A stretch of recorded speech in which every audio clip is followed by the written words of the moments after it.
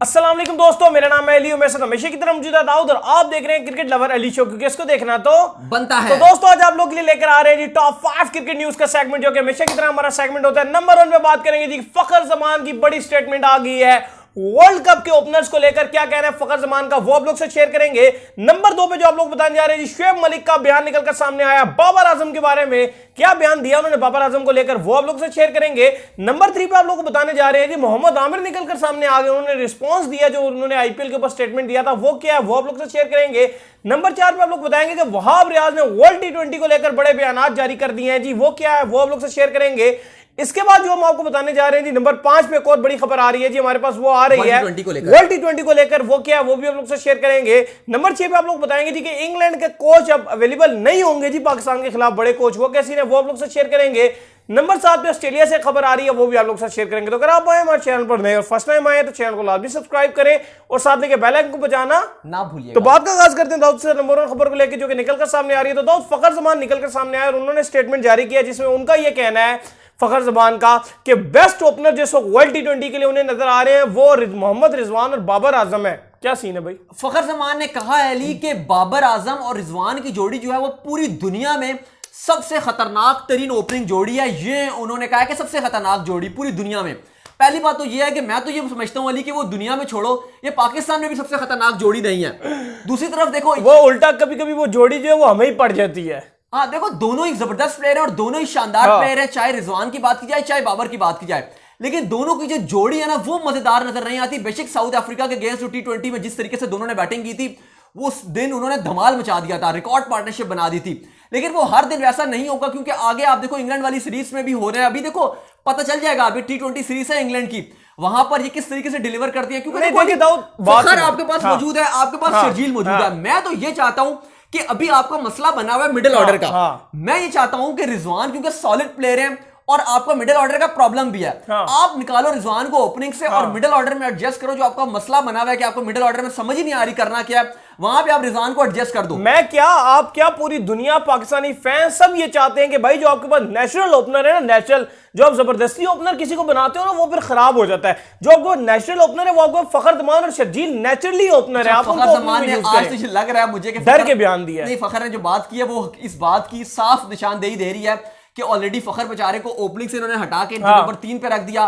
फिर नंबर 3 पे भी इन्होंने रखा हुआ है कि सिक्का उछाल के या तो अगर शर्जील जीत गया तो शर्जील को ले आएंगे, तो फिर या फखर को ले आएंगे। तो इस तरह का सिस्टम बना हुआ है। तो इसलिए यार ये दोनों डर के उसने जो ये दोनों इंतहाई यूजफुल है आपके लिए। फखर और शर्जील दोनों जिस दिन चलते हैं उस दिन आपका जो है मैच वो कहीं से कहीं लेके चले जाते हैं। चाहे वो साउथ अफ्रीका में आपने ओडीआई देख लिया था, कहां से उठा के कहां ले गए। वो बड़े प्लेयर की निशानी होती है कि कोई भी रन ना बना रहा हो, लेकिन वो अकेला भी जिस दिन चल जाएगा ना फखर, वो आपको मैच अकेला लेके चला जाएगा। और ये सीन शर्जील में भी है और वर्ल्ड टी20 में तो हमें इन दोनों की ही जरूरत है। जहां तक मिडिल ऑर्डर की है, अभी हमें समझ में नहीं आ रहा कि क्या करना चाहिए, क्या होना चाहिए। बेहतर यह है कि आप रिजवान को जो मिडिल ऑर्डर में एडजस्ट करो, बाबर को आप नंबर 3 पे एडजस्ट करो, नंबर 4 पे आप रिजवान को एडजस्ट कर दो और ओपनिंग शर्जील और फखर से करवा दो। लेकिन बहरहाल फिलहाल नजर आ रहा है कि मामला जो है वो डरे डरे से नजर आ रहे हैं फखर जमान के, और उसी जुमरे में उन्होंने ये बयान दिया कि बाबर और रिजवान की बेस्ट जोड़ी है। सही हो गया। इसके बाद जो खबर निकलकर सामने आ रही है शुएब मलिक की ओर से खबर निकलकर सामने आ रही है, जिसमें वसीम बदामी के जो है वो शो में आए हुए थे।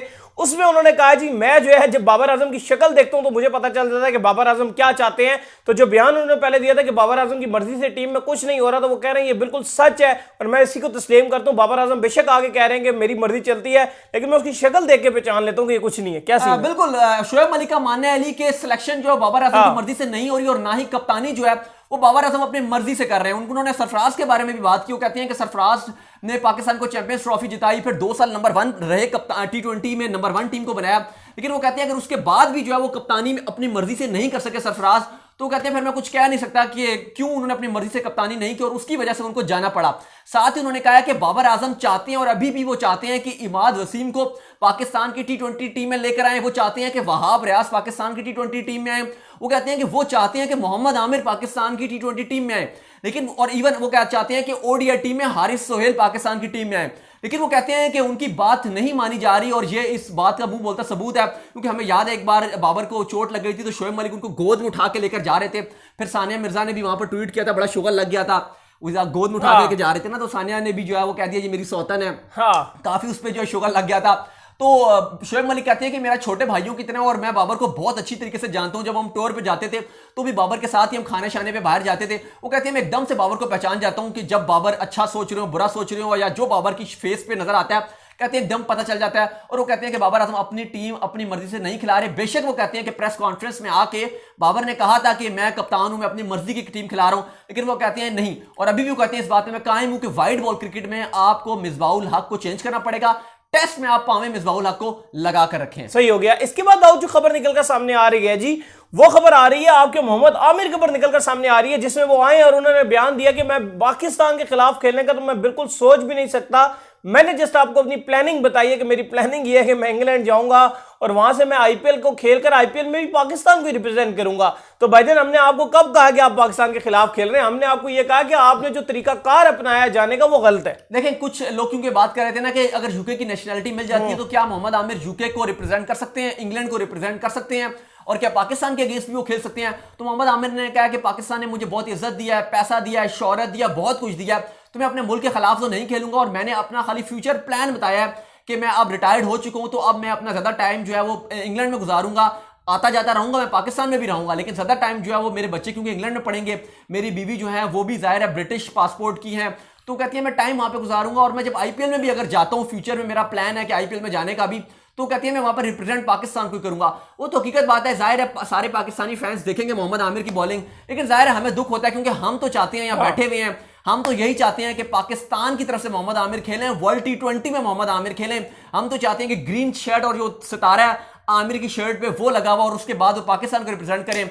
लेकिन बहरहाल अब हम क्या कह सकते हैं, हमने तो बहुत कोशिश की कि मोहम्मद आमिर खेल जाए, लेकिन उनका अटल फैसला है कि मैं रिटायरमेंट वापस नहीं ले रहा। अच्छा, इसके बाद जो खबर आ रही है जी, वहाब रियाज की ओर से खबर निकलकर सामने आ रही है कि वहाब रियाज निकलकर सामने आया और उन्होंने कहा कि पाकिस्तान के लिए मैं टी20 वर्ल्ड कप जो है वो खेलना चाहता हूं, लेकिन जो इस वक्त जो है सिलेक्शन की जा रही है टीम की वो मेरी समझ से बाहर है, वो पसंद नापसंद पे चल रही है जी। वहाब रियाज कहते हैं कि मेरा अल्टीमेट जो गोल है वो पाकिस्तान की वर्ल्ड टी20 टीम में मैंने आना है और इस साल वर्ल्ड टी20 है। और कुछ सोर्स बता भी रहे हैं, हमने आपको खबरें भी दी थी कि इंग्लैंड का जो पाकिस्तान ने दौरा करना है उसमें वहाब रियाज के लिए कुछ नरम गोशा रखा जा रहा है और वहाब की पर्ची जो है वो निकल रही है। जो इंग्लैंड पाकिस्तान टीम में जाना है टी20 और ओडीआई दोनों ही फॉर्मेट में वहाब रियाज एंट्री मार रहे हैं।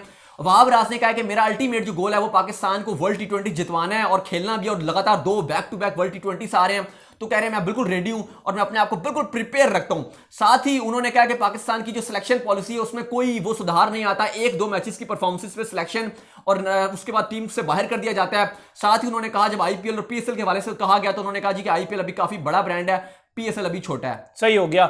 और इसके बाद जो खबर निकलकर सामने आ रही है जी, वो खबर आ रही है आपकी इंटरनेशनल खबर एक शामिल करते हैं जी, वहां पे वर्ल्ड टी20 के हवाले से खबर निकलकर सामने आ रही है जो कि हमने कल ही आपको बता दिया था। देखिए हमारा गेस्ट भी माशाल्लाह जो है इतना अच्छा होता है, तो आज आईसीसी उसके ऊपर मजीद आईसीसी ने अपडेट दी है।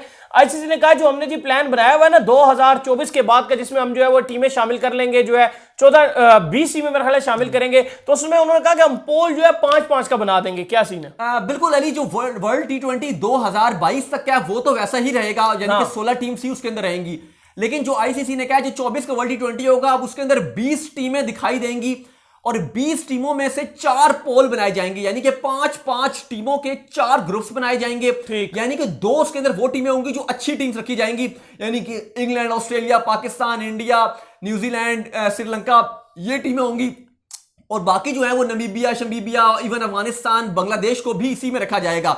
उसके बाद हर ग्रुप में से कोशिश यही होगी कि जो अच्छी टीम्स हैं, स्ट्रॉन्ग टीम्स जो हैं वो क्वालिफाई करें और 3 टीमें बाहर कर दी जाएं। और उसके बाद फिर राउंड होगा सुपर 8 का राउंड, यानी कि 2024 का जो वर्ल्ड टी20 है वो काफी बड़ा वर्ल्ड टी20 होने वाला है। अब डिफरेंट लोगों की सोचें हैं, कुछ लोग कह रहे हैं कि शायद वर्ल्ड टी20 बहुत बोर हो जाए, क्योंकि अली पहला राउंड जो होगा उसके 80% मैचेस जो होंगे वो तकरीबन चांसेस ये लगाए जा रहे हैं कि वन साइडेड होंगे, क्योंकि जाहिर है नमीबिया भी होगी, हांगकांग भी होगी, यूएई भी होगी, लेकिन उसको बड़ा किया जा रहा है, नीदरलैंड, बहुत कंट्री होंगी, 20 कंट्रीज होंगी। यानी कि चलो अफगानिस्तान और बांग्लादेश और श्रीलंका को मिला के अगर आप 10 टीमें अलग कर लो, अगली 10 टीमें पूरा करना बड़ा मुश्किल हो जाता है। बरमूदा, शर्मुदा सब टीमें। मुझे लगता है कि अगर आईसीसी को अपना वर्ल्ड कप जो है वो बड़ा करना है तो आप सिंपल ये कर लो, आप टी20 को भी 2019 का जो वर्ल्ड कप था उसके पैटर्न पर ले जाओ, जिस तरह आपने उस वर्ल्ड कप को लॉन्ग किया था। आप ये फजूल टीमें अगर आप बीच में डालोगे तो सारी मार्केट गिर जाएगी। लेकिन बहरहाल आईसीसी ने डिसाइड किया, क्या पता अच्छा भी हो जाए, क्योंकि वर्ल्ड टी20 पर ये हो सकता है ना कि बहुत बड़ा हो जाएगा और शायद थोड़ा सा इंटरेस्ट वो ना रहे, क्योंकि पहले राउंड में पहला महीना जो होगा वो जाहिर है पाकिस्तान और नमीबिया खेल रहे हैं,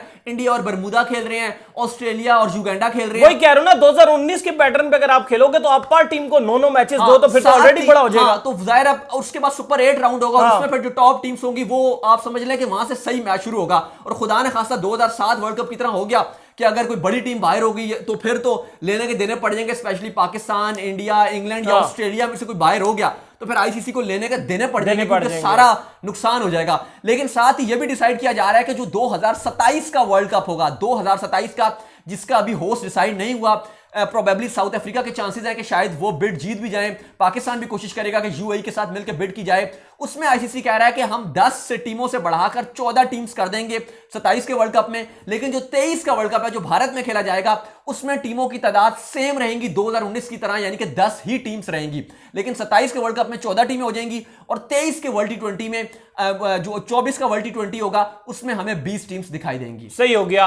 और इसके बाद दाऊद जो खबर निकल कर सामने आ रही है जी, वो आ रही है इंग्लैंड से कि इंग्लैंड के जो कोच है जी, अब उनको भी रेस्ट देने का जो प्लान बना लिया गया। तो जो उनकी सीरीज है पाकिस्तान के खिलाफ और श्रीलंका के खिलाफ, उसमें इंग्लैंड के जो कोच है उनको रेस्ट दे दिया जाएगा। क्रिस सिल्वरवुड जो इस टाइम इंग्लैंड के कोच हैं, क्रिस सिल्वरवुड, उनको डिसाइड किया ईसीबी ने कि जो रोटेशन पॉलिसी है जिनमें मेन प्लेयर्स को भी आराम करवाया जाता है, अब ये डिसाइड कर लिया गया कि पाकिस्तान की और श्रीलंका की जो ओडीआई सीरीज होंगी, टी20 में ये होंगे, लेकिन जो ओडीआई सीरीज होगी उनमें इनको रेस्ट करवाया जाएगा। और जो इनके असिस्टेंट कोच हैं यानी कि थ्रोप और उसके साथ जो कॉलिंगवुड है इनके साथ, वो कोचिंग के फराइज अंजाम देंगे, वही हेड कोच बन जाएंगे। शायद कॉलिंगवुड को कह रहे थे, नाम आ रहा है कि उनको हेड कोच बना दिया जाएगा और असिस्टेंट कोच थ्रोप भी साथ मौजूद होंगे, तो वो कोचिंग के फराइज अंजाम देंगे। लेकिन क्रिस ये जो है इनको जो है वो सिल्वरवुड को आराम करवाया जाएगा और श्रीलंका और साथ ही पाकिस्तान की सीरीज में नहीं होंगे, क्योंकि उसके बाद फिर टेस्ट सीरीज होगी भारत के साथ, 5 टेस्ट मैचेस होंगे तो वहां पर होंगे। वैसे भी अगर आप देखोगे अली तो बहुत तवील जो है वो आप इंग्लैंड की समर आपको नजर आ रही है। पहले उन्होंने अभी न्यूजीलैंड को होस्ट करना है, 3 टेस्ट मैचेस को 2 टेस्ट मैचेस हैं, 2 टेस्ट मैचेस हैं, उसके बाद फिर ऑलरेडी जो है वो फिर उसके बाद इंडिया के साथ खेलना है, बल्कि लेटर ऑन उससे पहले श्रीलंका को होस्ट करना है, फिर पाकिस्तान को होस्ट करना है वाइट बॉल क्रिकेट में, फिर इंडिया को होस्ट करना है 5 टेस्ट मैचेस में, फिर वर्ल्ड टी20 आ जाएगा, फिर उसके बाद एशेज आ जाएगी नवंबर के मिड में। तो बहुत तवील जो है वो विंडो नजर आ रही है इंग्लैंड की। यही वजह है कि उन्होंने डिसाइड किया कि कोच को हम आराम करवाएंगे। तो उम्मीद करते हैं कि आज हमारे उसको बेनक्रॉफ्ट की भी खबर, बेन क्राफ्ट की भी खबर आ रही है जी, क्या बताएं जरा। बिल्कुल, वो जो एक बार सैंड पेपर का जो हादसा हुआ था उसमें अब ये खबर निकल कर आ रही है कि बेनक्रॉफ्ट ने एक इंकशाफ की, एक लोकल अखबार से बात कर रहे थे, जिसमें उन्होंने कहा है कि जो हमने वो सैंड पेपर से बॉल को रब किया था, वो कहते हैं कि हमारे गेंदबाजों को पता था, और वो कहते हैं ऐसे कैसे हो सकता है कि आप बॉल बना के दे रहे हो और उनको पता ना हो। पहले भी यही बात की जा रही थी, सारे फैंस भी यही बात कर रहे थे, हम भी यही बात कर रहे थे कि सारे गेंदबाज से हैजलवुड, कमिंग, स्टार्क, इन सबको पता होगा, लेकिन उस टाइम सारे मुकर गए थे कि हमें नहीं पता था। तो अब जिस जो मरकजी आप कह सकते हैं कि बंदा था जिसने की थी जो है वो सैंड पेपर से टैंपरिंग, उसने कहा है कि सारे गेंदबाजों को पता था। सही है। तो उम्मीद करते हैं कि आज का हमारे शो को पसंद लग रहा है, आपसे तो वीडियो को लाइक कीजिए, चैनल को सब्सक्राइब कीजिए, साथ ही बेल आइकन को बजाइए, दाऊद को फॉलो कर लें जी इंस्टाग्राम। बिल्कुल, मुझे इंस्टाग्राम में फॉलो कर लें, मैं मौजूद हूं दाऊद क्रिकेट के नाम से, कुछ सवाल हो तो जरूर भेजिएगा। सही हो, मुझे फॉलो कीजिए, मैं क्रिकेट ऑफिशियल के नाम से। फिर और सुनते हैं नेक्स्ट वीडियो में, तब तक के लिए अल्लाह हाफिज़।